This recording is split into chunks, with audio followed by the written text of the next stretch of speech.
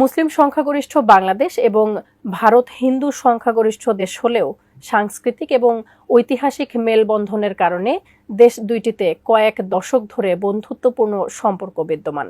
কিন্তু সম্প্রতি দেশ দুইটির সেই উষ্ণ সম্পর্কে জমেছে বরফ।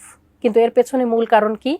মার্কিন গণমাধ্যম এই বিষয়ে একটি প্রতিবেদন প্রকাশ করেছে, যার শিরোনাম করা হয়েছে শেখ হাসিনা দিল্লিতে পালিয়ে যাওয়ার কারণে ভারত বাংলাদেশ সম্পর্কের টানাপোড়েন। প্রতিবেদনের আলোকে বাংলাদেশ ভারত সম্পর্কের ব্যবচ্ছেদ তুলে ধরেছেন ইমতিয়াজ আলম।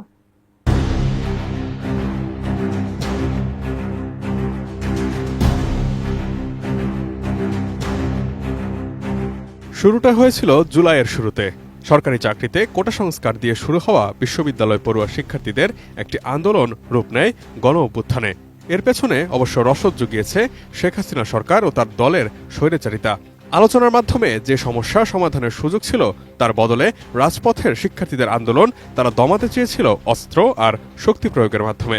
জনগণের দীর্ঘদিনের পুঞ্জীভূত ক্ষোভ এক বিন্দুতে এসে মিলে যায় যখন কারফিউ, ব্ল্যাকআউট আর শিক্ষার্থীদের নির্বিচার হত্যার মাধ্যমে ক্ষমতায় টিকে থাকার হীন অপচেষ্টা চালাতে থাকে আওয়ামী সরকার। বিশ্বের প্রথম জেনারেশন জেড বিপ্লব হিসেবে অভিহিত ছাত্র জনতার সেই গণ অভ্যুত্থানে ৫ আগস্ট গণভবন থেকে হেলিকপ্টার যোগে পালিয়ে ভারতে আশ্রয় নেন শেখ হাসিনা। প্রশাসনিক শূন্যতা পূরণে ডক্টর মোহাম্মদ ইউনূসের নেতৃত্বে গঠিত হয় অন্তর্বর্তীকালীন সরকার। শেখ হাসিনার শাসনামলে দুঃশাসনে নিমজ্জিত ছিল প্রশাসন, যার ফলে জনগণের সঙ্গে একটা দূরত্ব তৈরি হয়। এই সুযোগে নাশকতাকারী ও স্বার্থান্বেষী মহল কিছু স্থানে ও গোষ্ঠীর উপর হামলা চালায়, যার মধ্যে সংখ্যালঘু সম্প্রদায়ের মানুষেরাও আক্রান্ত হয়। তবে নির্ভরযোগ্য গণমাধ্যম ও ফ্যাক্ট চেকারদের অনুসন্ধানে এটি স্পষ্ট হয় যে হামলার কারণ সম্পূর্ণ রাজনৈতিক, যেখানে জাতিগত সহিংসতার মতো কোনো ঘটনা ঘটেনি।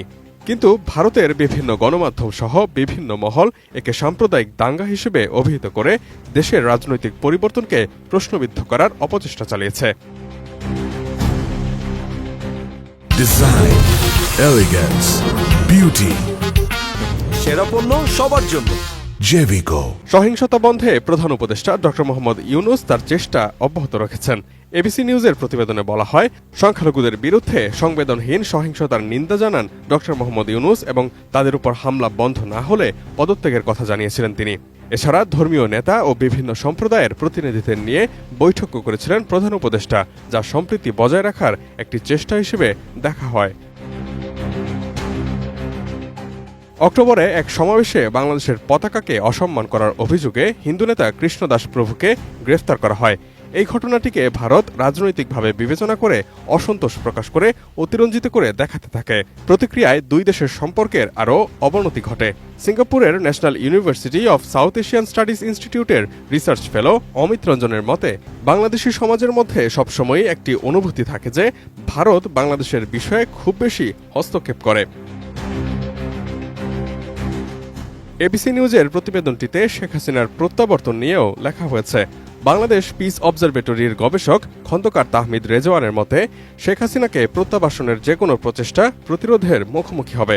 ভারত চাইবে আওয়ামী লীগ বাংলাদেশে পুনর্বাসিত ও পুনর্গঠিত হোক এবং মূলধারার রাজনীতিতে ফিরে আসুক, কিন্তু দ্বিপাক্ষিক সম্পর্কের ভবিষ্যৎ নিয়েও হিসাব নিকেশ থাকবে এখানে।